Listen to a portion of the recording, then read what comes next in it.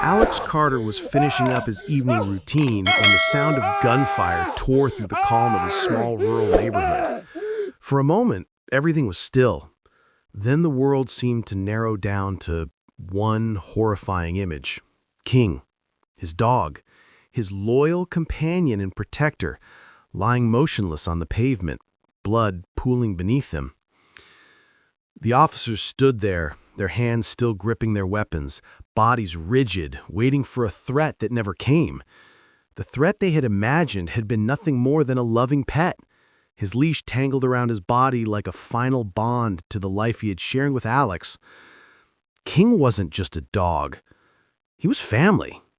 Trained, disciplined, loyal. He had been by Alex's side since his return from the military, his only companion through the darkest nights. Alex Carter stood frozen on his front porch, his chest rising and falling in sharp bursts. His hands, which had once been steady enough to disarm explosives and handle weapons, were now shaking, not with fear, but with something far more dangerous: rage. The officers, still standing like soldiers preparing for a fight, exchanged glances. One of them, a broad-shouldered man with a tense jaw, spoke first. "Sir, we received a report about an aggressive dog on your property." Alex's voice was low, but sharp as a blade. He wasn't loose. He wasn't a threat. Another officer, younger and less sure of himself, took a hesitant step forward. We didn't know. You had time to assess. You had time to see the leash. You had time to think before you pulled the trigger. The broad-shouldered officer, whose name tag read S. Wilcox, exhaled sharply and shifted his stance. "Sir, I understand you're upset, but this was a misunderstanding. A mistake."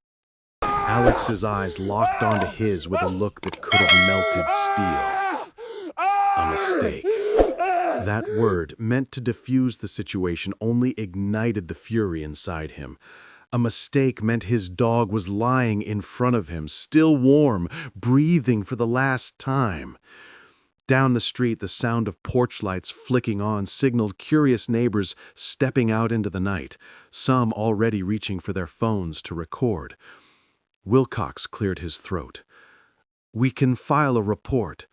"File a report?" Alex's voice dropped to a dangerous level. "Do you really think I give a damn about a report?" The other officers shifted uncomfortably, sensing the gravity of the situation. But Alex knew their type: young, confident, armed, and too eager to wield their power without thinking of the consequences.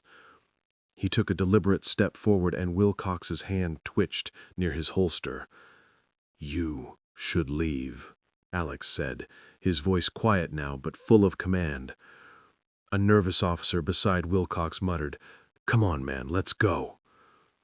Wilcox hesitated, then jerked his head toward the patrol cars, signaling to retreat. Without another word, they retreated, leaving only the stench of gunpowder and the mess they had made. Alex stood there, his fists clenched at his sides, watching the officer's car disappear down the street. His heart pounded, his vision sharpened. They thought it was over, but it wasn't. They had no idea who they had just crossed, but they were about to find out. That night, Alex didn't sleep. He sat on the floor, King's collar in his hands, staring at the door as though waiting for the dog to walk through it. But he wouldn't. The house felt emptier than it had ever had before, the silence echoing louder than grief. The next morning, Alex showered, dressed, and walked out with a purpose. The local precinct wasn't far. He didn't bother calling ahead. When he stepped inside, the precinct fell still for half a second. Officers and clerks paused, their eyes flicking to the man who had just entered, like he belonged there. He did. Alex walked straight to the desk. The sergeant behind the counter, a stout man with thinning hair, barely looked up. "I need to speak to your commanding officer." The sergeant's disinterest was palpable, but Alex leaned in slightly, placing his palms on the counter. That wasn't a request. The sergeant finally looked up, a flicker of recognition in his eyes. "You'll need to file a formal complaint. I'm not here to fill out paperwork. I'm here for answers." The sergeant sighed and shifted in his seat. "Lady, mistakes happen. It's unfortunate, but..." Before he could finish, Alex cut him off, his tone cold and unwavering. "What's your protocol for discharging a firearm on private property?" The sergeant's expression faltered for a second. Alex didn't miss it. "Your officers killed my dog without cause. That's reckless discharge of a weapon and destruction of property.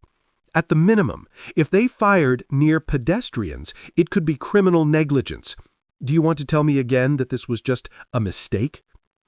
The sergeant swallowed hard as a door opened behind him and a man in his 50s, still built like a man who had seen combat, stepped forward.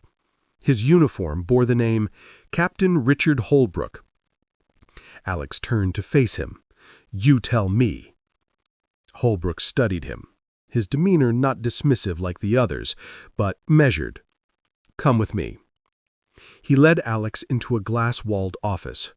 "You want an apology." She didn't flinch. "I want accountability." Holbrook leaned back in his chair. "I reviewed the report. The officers responded to a call about a dangerous animal. They made a judgment call. Not personal?" Alex's voice was thick with disbelief. "The way they looked at me afterward like I was the problem, that wasn't personal?" Holbrook's expression hardened. "I understand your anger, but these things happen." Alex's jaw clenched. "I'm not going away. I want the body cam footage. I want a full investigation." Holbrook's eyes flickered. "You know how this works. Internal Affairs will review it." "That's not good enough." Holbrook tapped his pen on the desk, a brief moment of hesitation in his eyes. "File your complaint. That's the process." Alex didn't move. "Handle this now, before it gets out of your control." And with that, she left. She wasn't done. Not by a long shot. Later that night, Alex's suspicions were confirmed.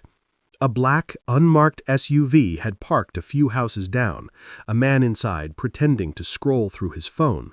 But Alex knew the look. He wasn't waiting for someone. He was watching.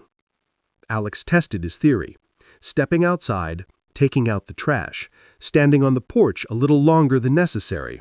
The man barely moved, but Alex caught the flicker of his gaze. Then, the next morning, a plain white envelope arrived in Alex's mailbox. A single line printed in bold black letters. "Drop it." The fight had just begun.